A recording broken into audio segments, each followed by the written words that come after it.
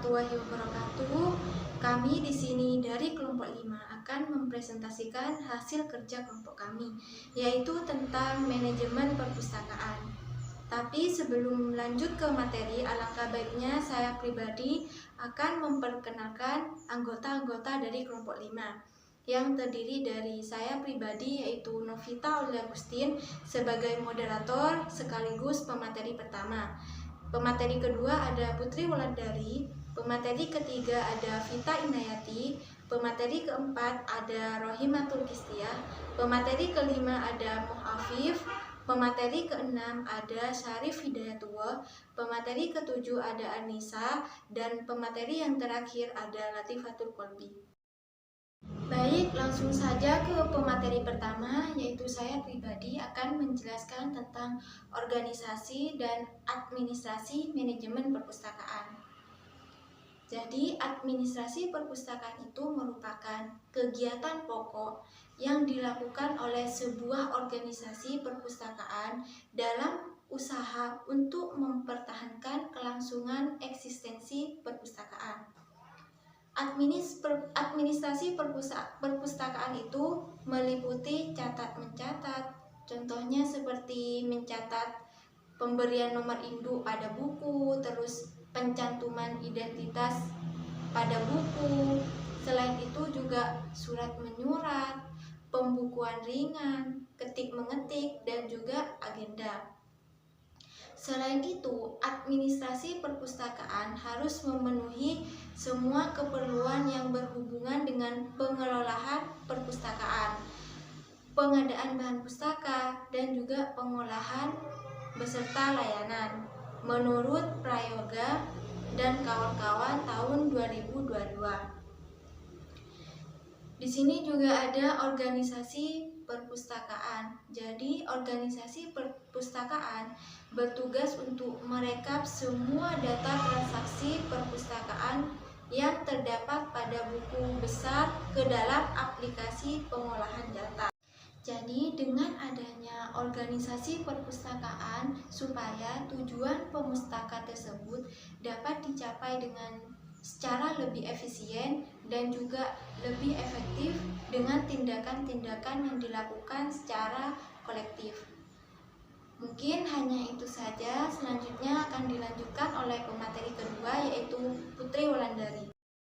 Manajemen koleksi. Manajemen koleksi merupakan salah satu komponen dari manajemen perpustakaan yang memiliki artian sebuah pengorganisasian dan pembinaan mencakup prinsip-prinsip pengembangan koleksi, pemenuhan kebutuhan-kebutuhan para pemustaka sebagai tujuan utama, mengusahakan cara alternatif memperoleh dokumen dan informasi guna melengkapi koleksi yang telah ada.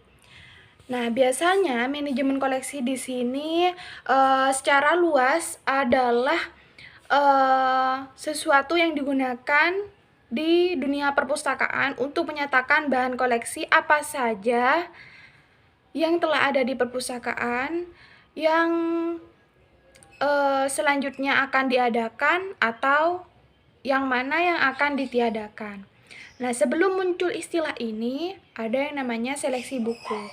Namun, sesuai dengan perkembangan zaman, isi perpustakaan tidak lagi hanya tentang buku, tetapi ada juga media informasi yang berbentuk tidak cetak, maka kali ini kita sebut dengan manajemen koleksi. Koleksi di perpustakaan itu terbagi menjadi dua bagian, yaitu media cetak dan tidak cetak. Media cetak seperti buku atau monograf, seperti contohnya laporan penelitian, skripsi, dan disertasi. Dan juga ada bukan buku seperti makalah, peta, pamflet, dan lain sebagainya. Nah, yang media tidak cetak itu ada rekaman gambar seperti film, ada rekaman suara seperti kaset CD atau piringan hitam, ada rekaman data magnetik seperti disket, CD, dan pangkalan data. Adapun dalam pengembangan koleksi ini di perpustakaan ada 6 komponen yang harus kita ketahui. Yakni yang pertama analisis masyarakat. Analisis masyarakat di sini sangat penting untuk mendukung adanya pelaksanaan pengembangan koleksi karena tujuan utama yang biasanya menggunakan perpustakaan sebagai media pembelajaran adalah salah satunya masyarakat. Bisa dengan kuesioner atau wawancara. Ada kebijakan pengembangan koleksi yang biasanya ini sesuai dengan kebijakannya perpustakaan sendiri. Ada yang ketiga, seleksi bahan pustaka. Jadi beberapa bahan pustaka akan diseleksi sebagai pemenuhan pengembangan koleksi. Yang keempat ada akuisisi atau pengadaan bahan pustaka. Biasanya kegiatan ini mencangkup dengan berbagai cara, yaitu hibah, membeli, dan lain-lain. Yang kelima, penyiangan terhadap bahan perpustakaan atau beberapa hal yang ada di dalam perpustakaan seperti buku dan lainnya, yang dimana penyiangan ini nih dilakukan dengan beberapa faktor, diantaranya yaitu bahan rusak berat, koleksi tidak memenuhi sebuah persyaratan atau kebijakan, dan lain sebagainya. Yang keenam adalah evaluasi. Kegiatan evaluasi yang ada di perpustakaan secara berkesinambungan yang akan menjadi faktor utama pengembangan koleksi perpustakaan. Selanjutnya yang ketiga, manajemen sarana dan prasarana perpustakaan. Sarana dan prasarana perpustakaan mempunyai fungsi sebagai pendukung layanan perpustakaan secara keseluruhan dalam menciptakan pelayanan perpustakaan yang paripurna dan memuaskan. Selain itu, kegunaannya mempermudah pengguna perpustakaan dalam mendayagunakan kekayaan perpustakaan secara maksimal. Artinya, dengan adanya manajemen sarana dan prasarana perpustakaan dapat mengelola fasilitas yang ada di dalam perpustakaan secara maksimal dan memuaskan sesuai dengan kebutuhan pemustaka. Seperti koleksi buku yang lengkap. Artinya, di dalam perpustakaan itu harus mempunyai koleksi buku yang lengkap. Terus buku itu harus tertata rapi di rak, biasanya ditata rapi mulai dari ketebalannya, terus berdasarkan abjad atau per bidang. Misalkan per bidang pendidikan, ya bukunya tentang bidang pendidikan. Nah, terus suasana ruangannya itu harus nyaman, bersih, dan tidak ramai. Nah, perpustakaan di sini dapat dikatakan ideal apabila ruangannya yang memadai, koleksi buku yang lengkap, dan fasilitas yang cukup. Artinya fasilitas yang cukup di sini, misal di perpus itu hanya membutuhkan meja dan kursi itu 10 buah. Nah, jadi kita harus mempersiapkan atau menyediakan kursi dan meja tersebut di perpustakaan tidak boleh lebih dari 10 dan tidak boleh kurang dari 10.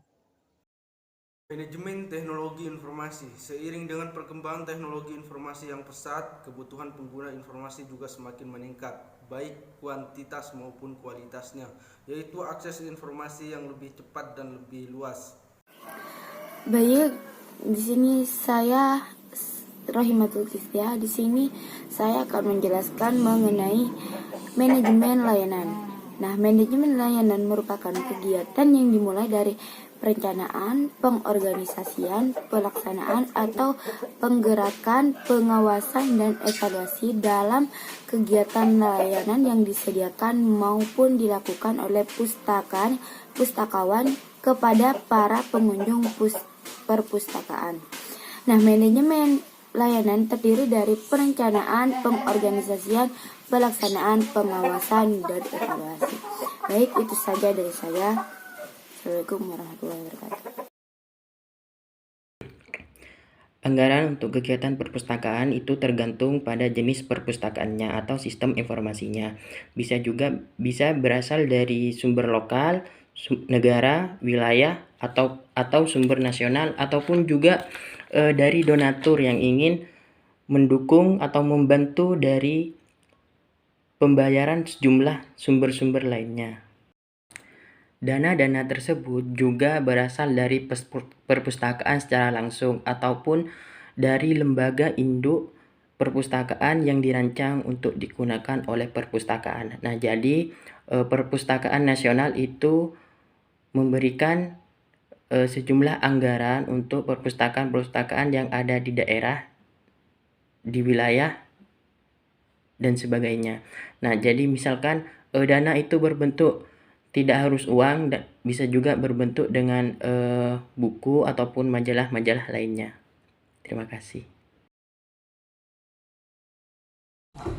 Selanjutnya yaitu sumber daya manusia dalam pengelolaan perpustakaan.